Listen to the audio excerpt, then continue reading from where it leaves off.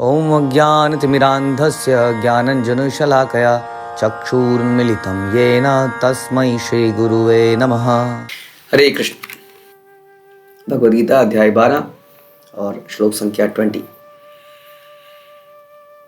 ये तु धर्मामृतामिदं यथोक्तं पर्युपासते श्रद्धा मत्परमा भक्तास्ते अतीव मे प्रिया।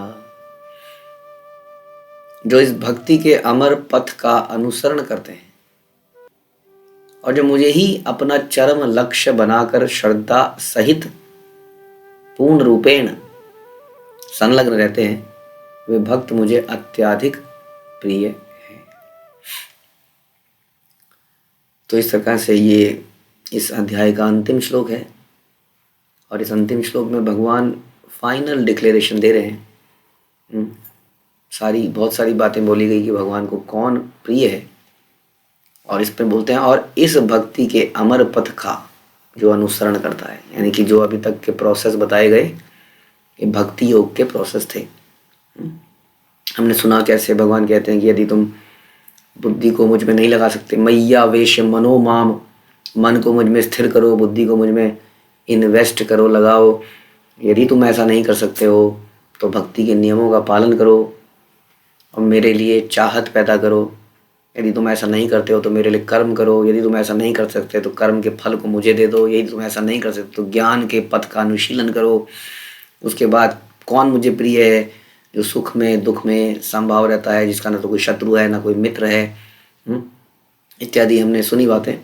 तो ये जो सारा रास्ता है ये भक्ति का रास्ता है। तो भक्ति कुछ प्रोसेसेस हैं और कुछ दिव्य गुण हैं जो हमें अर्जित करने होते हैं, जो कि भक्ति में चलते चलते हम अर्जित भी कर लेते हैं। तो ये सारा रास्ता जो हमने सुना इस अध्याय में, इसलिए इस अध्याय का नाम है भक्ति योग।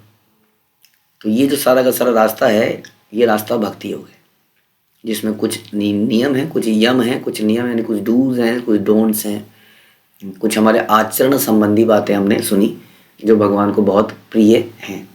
तो वाइल वी एंगेज, जब हम एंगेज करते हैं अपने आप को भक्ति के रास्ते में, साथ साथ कुछ आचरण भी हमें पैदा करना होता है।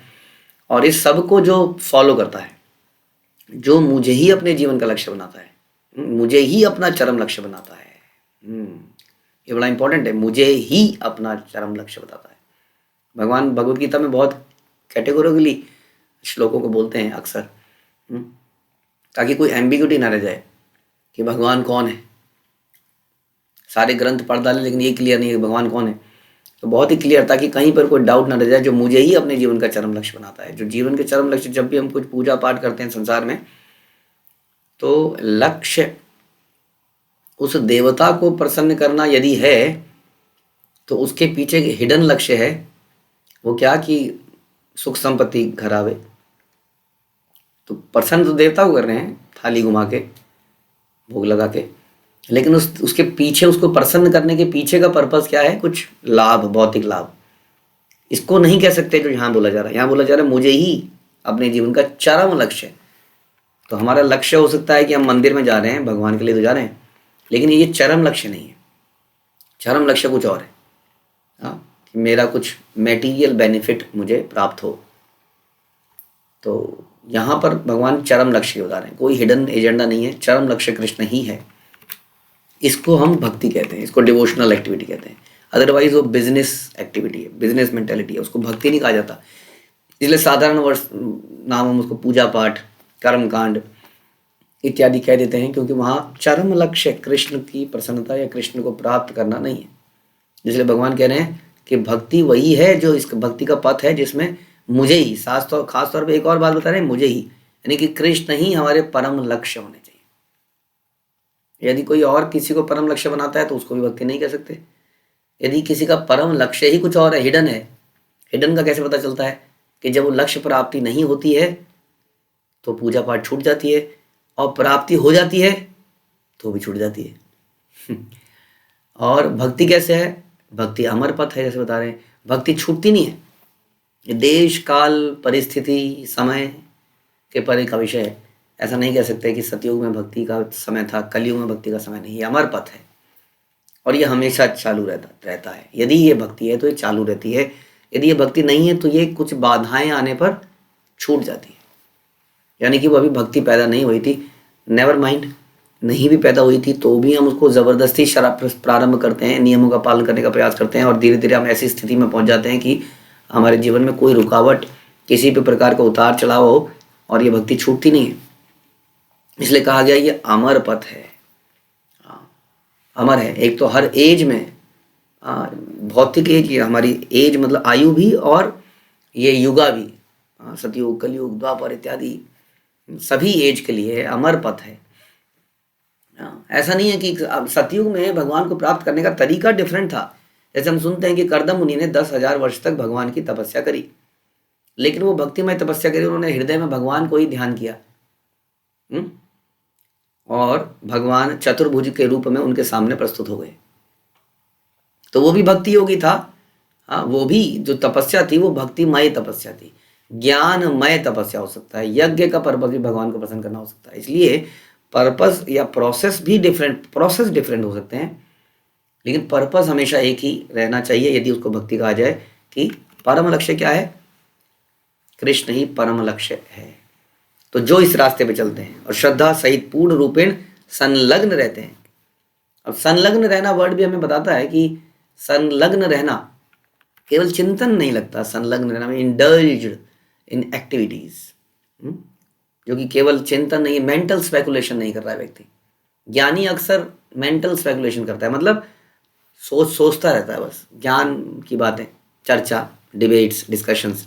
लेकिन प्रैक्टिकल भक्ति योग में कोई एक्टिविटीज इन्वॉल्व हैं, जैसे हम सुनते हैं श्रवण करना भगवान के बारे में, उनका गुणगान करना, उनके नामों का कीर्तन करना, श्रवणम कीर्तनम विष्णु स्मरणम, पाद सेवनम, दास्यम, साख्यम, आत्मनिवेदनम, जितने भी नवदा भक्ति के प्रकार हैं, इन सब में कुछ एक्टिविटीज़ हैं। तो उन एक्टिविटीज़ में भक्त संलग्न रहता है, वो केवल मेंटल स्पेकुलेशन नहीं करता। वो भक्त मुझे अत्यधिक प्रिय है, जिस्ट ऑफ एवरीथिंग।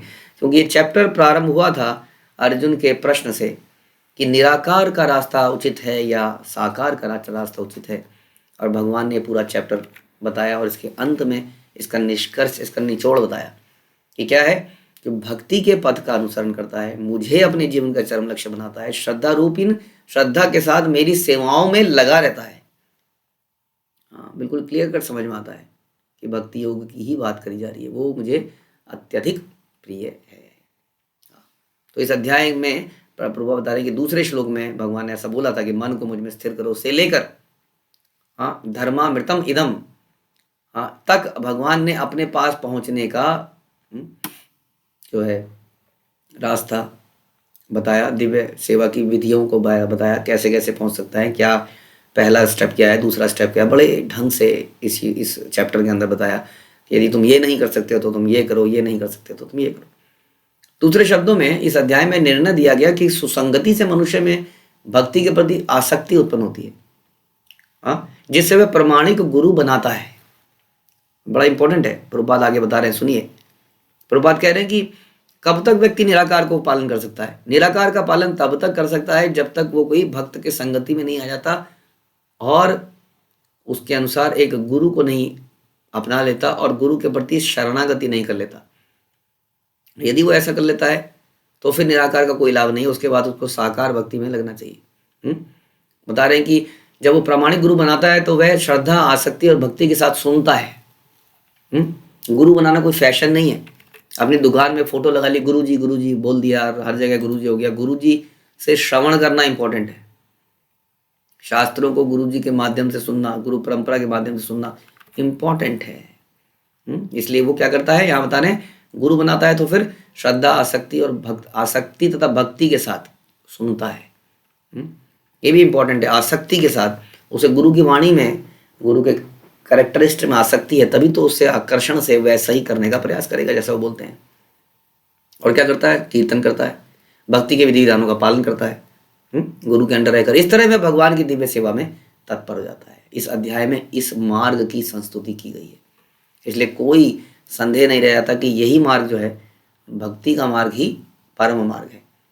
इस अध्याय में परम सत्य की जो निराकार धारणा का वर्णन किया है वो कब तक है, जब तक उसको एक भक्त की संगति नहीं मिल जाती, हाँ, और वो शरणागति नहीं हो जाता उसके बाद, क्योंकि निराकार में शरणागति नहीं हो सकती है और भगवान को बिना शरणागति के प्राप्त नहीं किया जा सकता। सर्वधर्मान परित्यज्य मामेकम शरणम व्रज, भगवान बोलते हैं गीता के अंत में। इसलिए शरण प्राप्त किए। हाँ, शरण निराकार में कोई शरणागति नहीं है, लेकिन जब हम भक्तों की संगति में आते हैं तो हम गुरु को शरणागत करते हैं, भक्तों को शरणागत करते हैं, भगवान को शरणागत करना सीखते हैं। क्योंकि भक्त हमें ज़्यादा हमारे जैसे हमें लगते हैं, उनसे हमें प्रेरणा मिलती है, उनसे हम लाइव सीखते हैं, देखते हैं, और देख के सीखता आदमी ज़्यादा सीखता है देख करते हुए देख के। इसलिए भक्त हमें ज़्यादा प्रेरणा देते हैं भक्ति करने की। तो प्रभुपाद बता रहे हैं कि जब तक शुद्ध भक्त की संगति प्राप्त ना हो तब तक व्यक्ति निराकार में लगा है तो कुछ ठीक है, लेकिन जब शुद्ध भक्त की संगति प्राप्त हो जाए तब इस निराकारवाद को त्याग देना चाहिए। हाँ, और भक्तों की सेवा में संलग्न हो जाना चाहिए, शरणागति में संलग्न होना चाहिए। उसमें क्या करना चाहिए? हमें श्रवण और कीर्तन करना चाहिए शास्त्रों का। सौभाग्यवश यदि कोई शुद्ध भक्ति के में सीधे कृष्ण भावनामृत में लगना चाहता है तो उसे आत्म साक्षात्कार के इतने सारे रास्तों का पालन करने की आवश्यकता नहीं है जो भगवान बताते रहते हैं, ध्यान योग के, ज्ञान योग के। तो भगवद गीता के बीच के 6 अध्याय जो है इनमें भक्ति का वर्णन हुआ है, ये बड़े अत्यंत हृदयग्राही हैं।